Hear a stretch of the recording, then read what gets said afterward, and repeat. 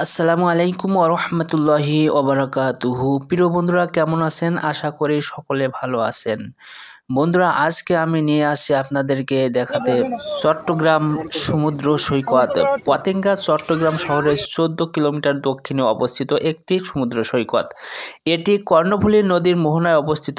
পতেঙ্গা চট্টগ্রাম শহরের একটি জনপ্রিয় পর্যটন কেন্দ্র।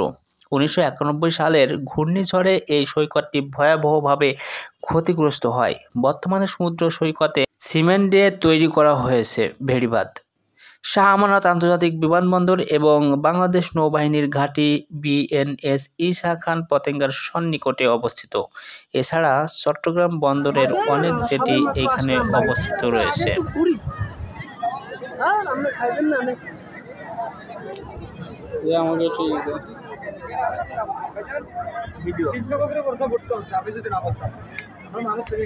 সপ্তাহের প্রতিদিন বিকেল বেলায় ও ছুটির দিনে পতেঙ্গা সৈকতে প্রচুর লোকের সমাগম হয়।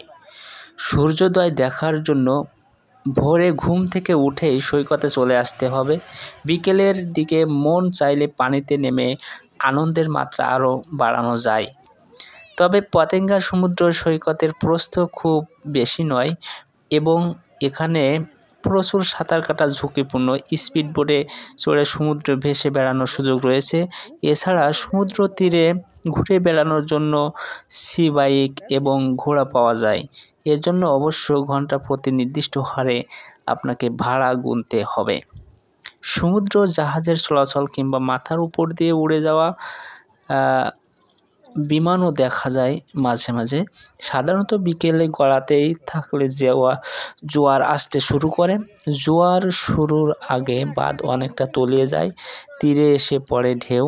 পতেঙ্গা সমুদ্র সৈকতে সন্ধ্যার দিকে সূর্যাস্তের দৃশ্য খুবই মনোরম। নিরাপত্তা ব্যবস্থা জোরদার করার পর্যটকরা নিশ্চিন্তে সন্ধ্যা পর্যন্ত থাকতে পারেন। সমুদ্র সৈকতের সাথে সাথে ঝাউবনের ছায়াতলে গড়ে উঠেছে খাবারের দোকান সহ অনেক দোকানপাট। ঝাউবন ঘেঁষে উত্তর দিকে বরাবর হেঁটে গেলেই কিন্তু বঙ্গোপসাগর ও কর্ণফুলী নদীর মোহনা দেখা পাওয়া যায়। খুব কম খরচে সুস্বাদু জিভে জল আনা টেস্ট ফুডের জন্য পতেঙ্গা সবচেয়ে ভালো জায়গা। খাবারের দোকানের জনপ্রিয় খাবারের মধ্যে একটি হলো মশলা দিয়ে ভাজা কাঁকড়া, যা শসা ও পেঁয়াজ দিয়ে সাজানো এক প্লেটে ছোলার সাথে পরিবেশিত হয়। সৈকতে একটি বার্মিজ মার্কেটও গড়ে উঠেছে, সেখানেও ঘুরে ফিরে পছন্দের কেনাকাটা সেরে নেওয়া যায়। শাহ আমানত আন্তর্জাতিক বিমানবন্দর এবং বাংলাদেশ নৌবাহিনীর ঘাঁটি বিএনএস ঈসা খানের চট্টগ্রাম বন্দরের অনেক জেটি পতেঙ্গার সন্নিকটে অবস্থিত। আসসালামু আলাইকুম।